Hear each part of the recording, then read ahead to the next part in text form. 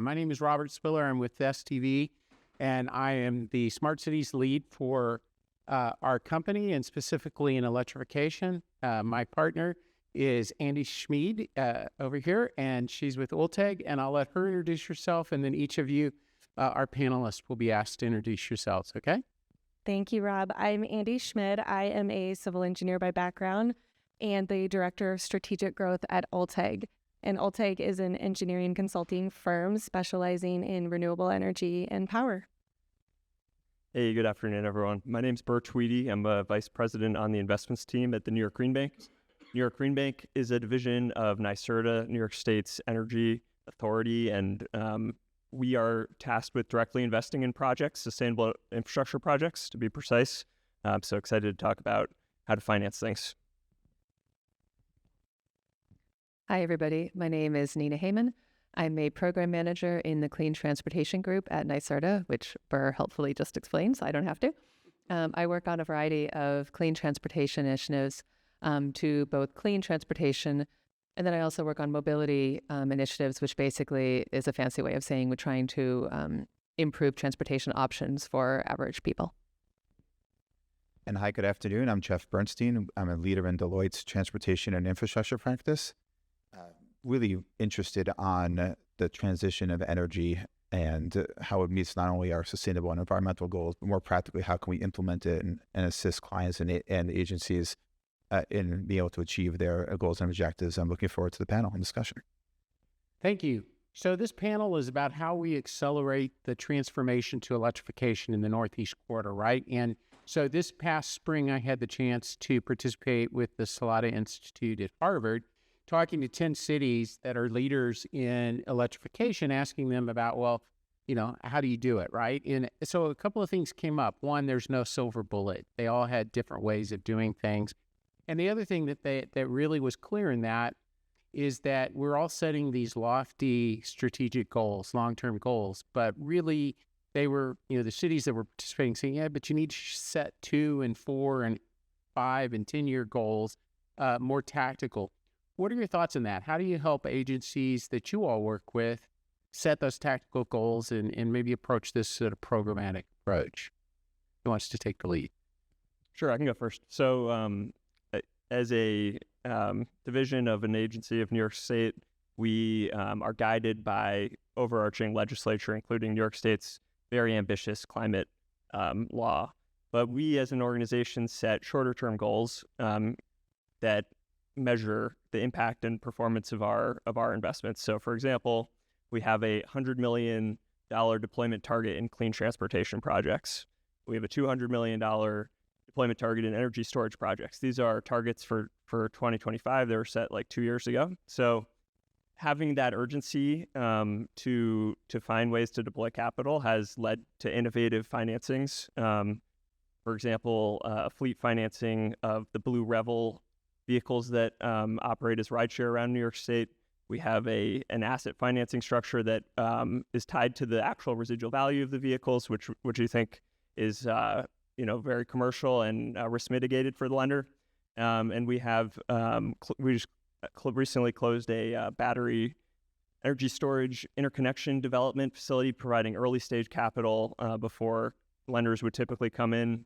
And we're very close to announcing a new DC fast charging hub investment in New York City. So these investments, part of what drives us to be innovative and creative is having short-term goals. Anyone else? Yeah, agreed on all of that. I think a lot of the goals that NYSERDA sets for itself and for the organizations with whom we fund is we try and have sort of milestones along the way rather than just one big goal 15 years out. And I'll say also we try and be sort of as tactical and strategic as we can be with our money.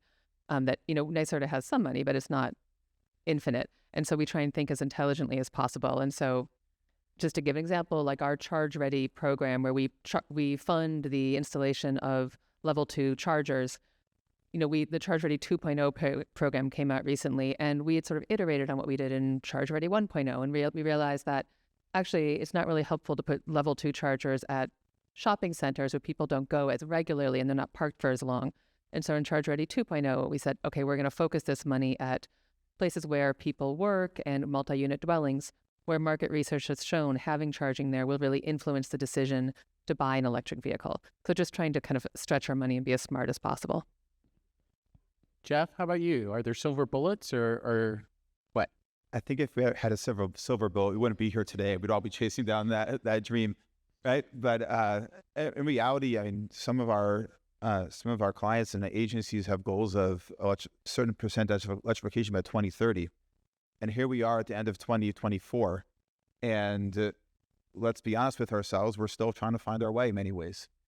And if they were to plot out a path for the tactical actions that had to be taken in order to achieve that 2030 goal, that's going to be a very, very scary thing for somebody. But I do agree with our other panelists to have those tactical goals along the way. We're never going to get to here if we don't take these interim steps to, step A, step B, small baby steps along the way. But I'll also say that it's not just having the goal, it's having the person accountable to achieve the goal. And have that person, especially at agencies where everyone's already wearing multiple hats. Well, how do we free up their time? And what resources and services can we put around them in order to be able to achieve those goals? And then lastly, obviously, the topic of funding will come up over and over again. But this is honestly probably isn't a $100 million opportunity. It's probably not even a billion opportunity. It's probably a tens, if not hundreds of billions of dollars opportunity around the country. And so that's a lot of capital that has to be deployed and be deployed smartly and need to be sourced from various different locations. Well, that's a great segue to my next question, which is financing and funding, maybe your favorite topic, Burr.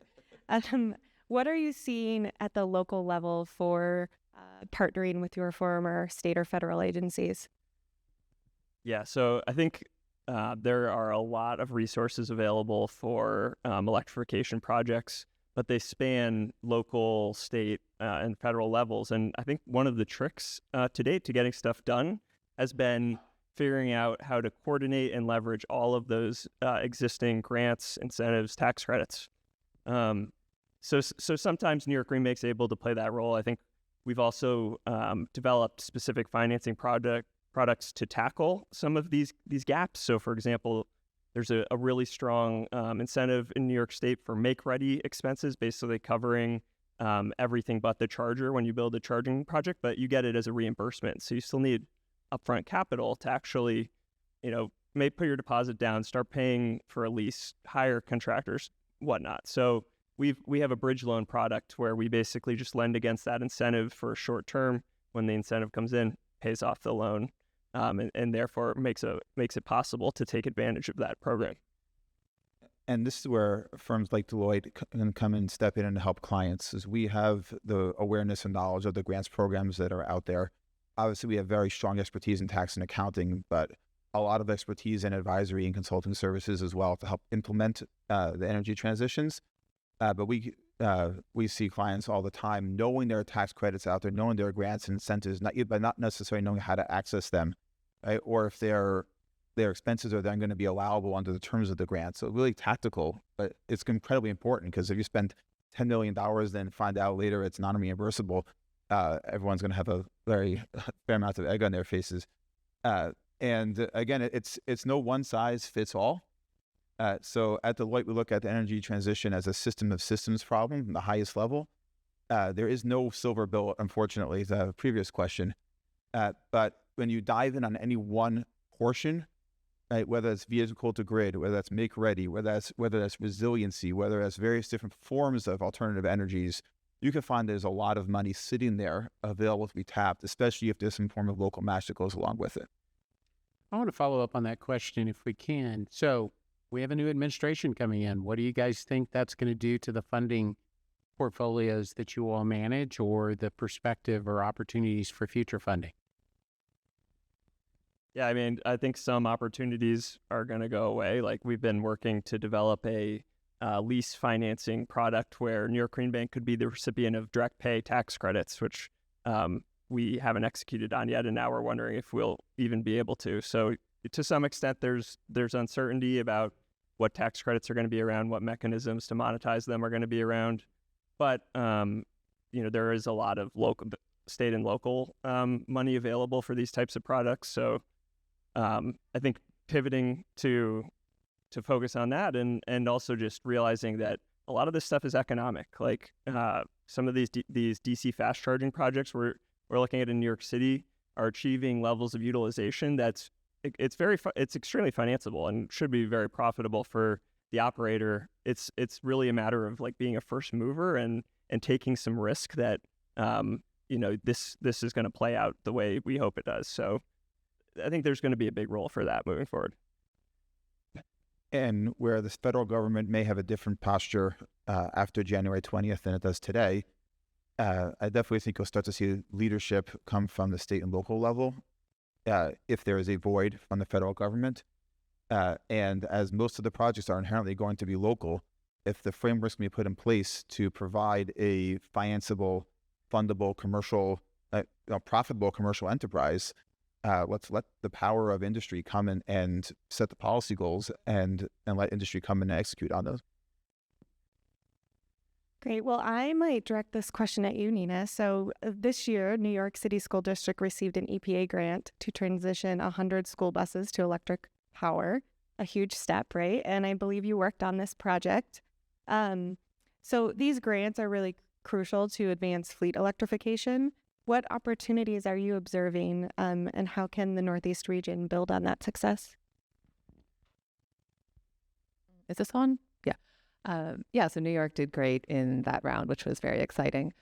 I think there's a lot of work happening around clean school buses now across the country. I think everyone is sort of thinking that the sort of benefits of cleaning up transportation should really be directed first and foremost to those who, still have developing brains and lungs and probably shouldn't be breathing diesel fumes, hours a day. So I think nationally there's a movement toward vehicle electrification in the school bus area, but New York State is actually a leader. We have the most ambitious targets to electrify, or not a target, a law to electrify our entire school bus fleet by 2035, with that important interim goal that starting in 2027, all new vehicle purchases have to be zero emissions. So that's really very soon. And so, the money coming in from US EPA via the Clean School Bus Program and also from NYSERDA, from the New York School Bus Incentive Program is really crucial to help school districts and school bus contractors buy those buses and chargers. But, I think in terms of going a step beyond that, I think just telling a school district, here's some money, electrify your fleet isn't really enough, because these school districts, of whom there are 700 in New York State, they're staffed with brilliant people, but they may not be experts on battery capacity and interconnection requests and whatnot. And so we're making sure that we sort of are tactical and help them along the way. So NYSERDA is funding districts in getting paired up with engineering firms and creating their own personalized fleet electrification plans, which look at the specifics of each district's, how long is your route, how hilly is your terrain, how cold is your weather, who's your utility provider, to make sure that these districts have that sort of that roadmap to get them to 2035. And I'll say, most of that is coming out of, Green Bond Act money, which New York State voters voted in support of 2 years ago. There was a state law to electrify the buses, and the New York voters backed it up with a $4.2 billion bond act. And on that point, Nina, what I heard you say was that every single school district on their own is actually going to become, or needs to become, an expert in energy management. And that's something that is not unique to the school buses and school bus districts, but if every single piece of the value chain, every infrastructure provider, every transportation provider, every building owner, all of a sudden needs to be in the energy management business, in addition to their core business that they do so well. And I think you'll see generally there's going to be a perhaps even a new wave, a new industry pop up of energy demand management. We're seeing that already with some of our clients, that helps agencies, frankly, manage their demand. When does it make sense to have battery storage, take power off the grid at night to then utilize during the day in areas of peak demand, just as one example. Right, or even generate their own energy, when the wind's blowing or when the sun's shining, so that they can use it when that energy gets expensive on the rest of the grid. I want to follow up on this, because I imagine a lot of school districts and even a lot of communities don't have relationships with their power utility other than paying the light bill. And so the O&M that comes along with those capital granted projects, how are you advising organizations to deal with that or plan for that, or are they? Well, so that's a really good point. Part of a fleet electrification plan is a really coordinated discussion with your utility. So every school district sort of knows who their utility provider is and has some limited relationship. But as part of an FEP, there's this really detailed discussion with your utility provider about sort of what are your costs going to look like, and what are your costs going to look like when you're 25% electrified versus 50% electrified, because that's really different. And let's get into managed charging. Like, ideally, yes, you're looking at storage, battery storage and solar. But if nothing else, let's get you to really understand managed charging and get your utility to really be having that conversation with you. Yeah, and that's so important. Is let's say you have a bus depot with 50 buses. All of a sudden, if they're all charging overnight, there's a point load at that location that never existed before. How has the utility and the grid adapted in order to be able to provide that load? And then if this is just one fleet, but you go and multiply that by hundreds, if not thousands of fleets and other entities all electrifying at the same time, there's a very real question of, can the grid support it all? Can our current generation support it all? And so if you're on the utility side, thinking from either generation or distribution, those are real key questions that we all have to help solve as we iterate and advance towards these goals. The time is flying. There's nothing we can do about that. And so I would say time is of the essence, but being able to take those tactical actions and plan, so we make sure we include our utilities and our distribution partners. Right. I was reading an interesting national article just the other day that it's not the transportation sector that's going to stress the grid. It's the data centers. It's everything else that's coming along with this opportunity to upgrade the electrification system. And so really it's an overall growth in electricity that's going to drive the new economy and drive those very problems that you mentioned. Burr, I know you mostly invest in capital projects, but what about O&M? How do you take that into account?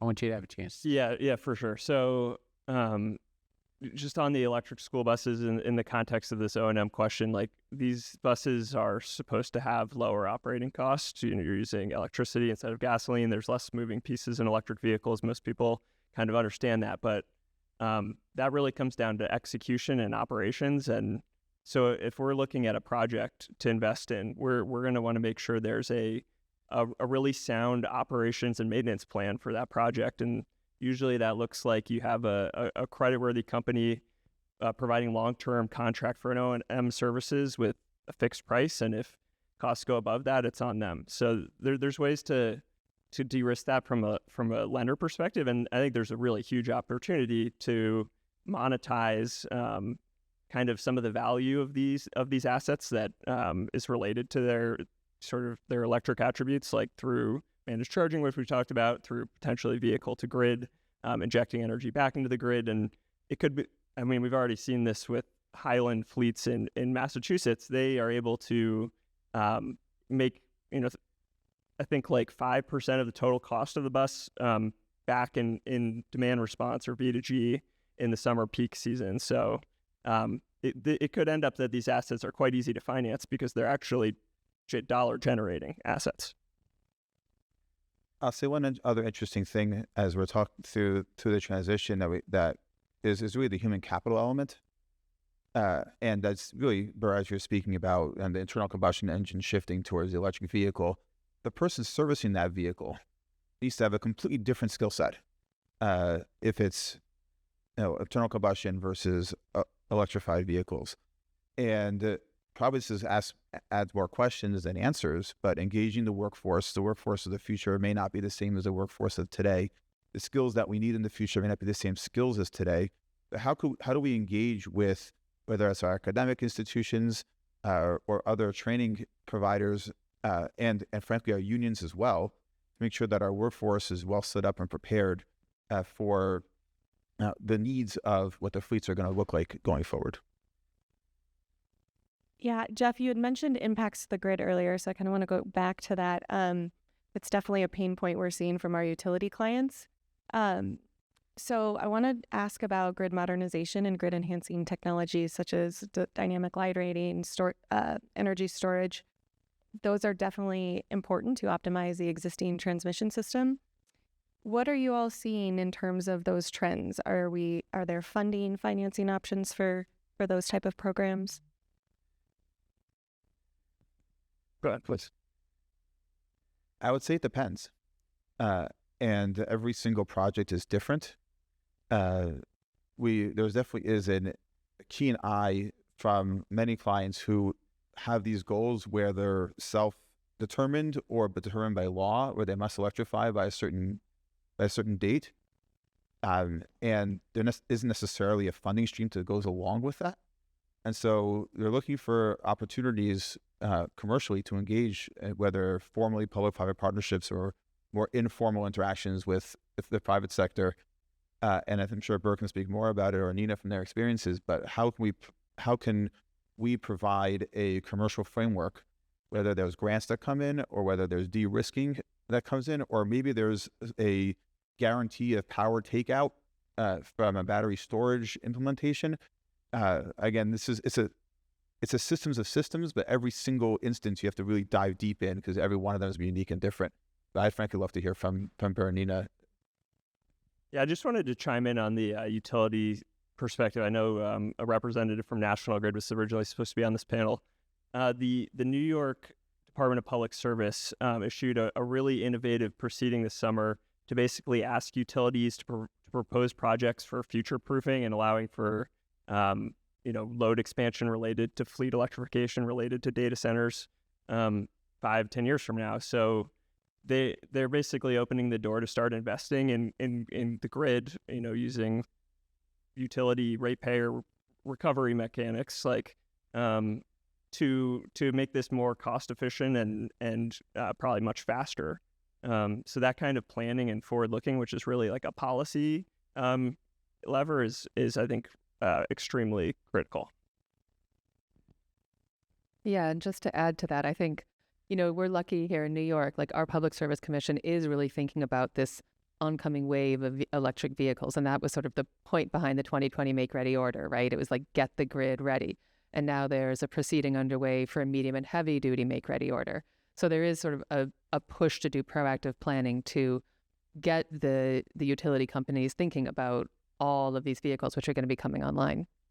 Yeah, that said, though, again, in my research to get ready for this discussion, there was an article about how the New York market may well become a peaking system here, meaning that you need to bring on peak generation capability during the summer and winter months in the next year or so if critical ties to the Canadian power grid aren't achieved in the next, 6-8 months. So it really is a critical issue. No, agree. Just that at least it is being acknowledged and folks are planning for it. But yeah, I hear you on the peak.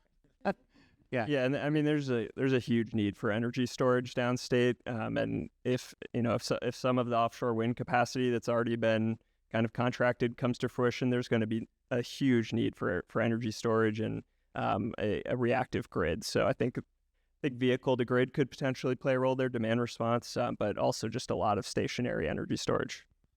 And we've been speaking a lot about electrification. I just want to put out there that electrification is not the only answer. And in fact, it's going to be very, very difficult for the heavy-duty fleets to achieve.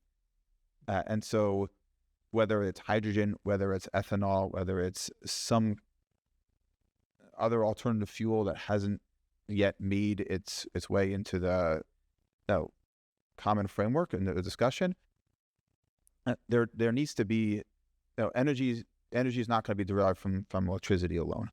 And as we think about, we're speaking a lot about the grid and the grid resiliency, but if we were to, let's say, use hydrogen, I'm not saying that hydrogen is the answer, but just as an example, there is an entire new infrastructure that has to be built out with billions of dollars of investment before hydrogen can be readily available enough that XYZ trucking company will feel comfortable buying a hydrogen-powered truck instead of a diesel-powered truck.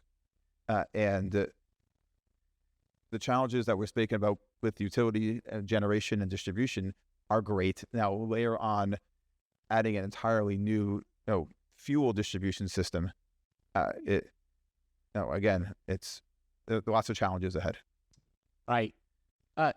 sticking on the idea of challenges, we talked about the grid challenges and stuff, but, hearkening back to something that Rick Cotton from the Port Authority was talking about today is that, sort of the way we've always done stuff or bureaucratic disagreements between organizations leads to, delay, right? What other kind of obstacles are out there? Permitting, or is it getting easier to get charging stations put in here in the Northeast corridor? Is there opportunity to make more uniform codes for those things? What are your thoughts on those? What would make your lives easier? I'll start with school buses. So adding more power to a school bus depot requires a lot of coordination with New York State Education Department, and permits need to be pulled from NYSED. And that, in addition to all the work that has to happen with utility, there's the NYSED permitting. And so part of the thing that we're doing is trying to sort of tighten up that interagency coordination and get a dedicated office established that will be able to move permits faster. Because, yeah, agreed. It's very frustrating for any entity that has a depot to sort of do all this work and then be stuck in permitting for years. Anyone else? On the energy storage front, the hardest approval to get in New York City is the FDNY approval. So I think, and rightly so, but Explain what the acronym means. the Fire Department of New York. I think that in order to achieve the ambitious goals that have been set and deploy new different business models, new different technologies, there does need to be flexibility and iteration in some of the longstanding policies at all levels. But particularly when it comes to building projects, it tends to be the most local level. Andy, do you have any thoughts on that? Well, I think that I have been thinking about challenges and what we have been discussing about energy transition, entering this nonlinear progress. So I was actually curious to hear from you all on, as we think about the strategic decarbonization plans and these aspirational goals, what do you think we need to do? Do you think we're in this state of nonlinear progress? Do you think we need to do anything to achieve those better in the future? This will be the last answers. Oh, that's right. 2 minutes. I'll say that kind of brings us back to something that we spoke about at the beginning. It's having a plan. There's the aspirational goal, we want to decarbonize X% by Y year. But there's also tactical actions. So making sure that you've mapped out those tactical actions, you share those broadly with the utility, with other players in the industry. You've mapped out, you have the skills in-house in order to be able to achieve those goals. Does the technology exist for what you need to do? If not, to iterate as fast as you can, trying to find the people who can come in and the commercial entities who can come in and assist you with it. But to take that step, it's so easy to just get stuck where you are with this incredibly ambitious goal with no money behind it, wondering how you're ever going to achieve this. But to take that step, map it out, split baby steps, and then you'll start to see those nonlinear actions. Once that ball is rolling, you'll see this wonderful positive energy curve. Ina? Yeah, I agree with all of that, the importance of planning, and I think also the importance of information sharing. So not sort of developing an EV microtransit in this community and then starting from scratch and developing one 50 miles away without any of that knowledge transferring. Burr, you get the last. Yeah, I second what Jeff and Nita said. I think there's so much potential in better collaboration and information sharing. I think of the work that Nita and I do together on electric school buses. Some of the most productive experiences have been when we've gotten like a school, an operator, financier, the government person, the utility, all in a room and talk through like what are the real challenges here and what can we do to tackle them. So really think collaboration is critical here. That's great. I want to say thank you to all of you for participating in this panel, and we'll all be outside in the lobby if you want to have a conversation with any of us. Thank you.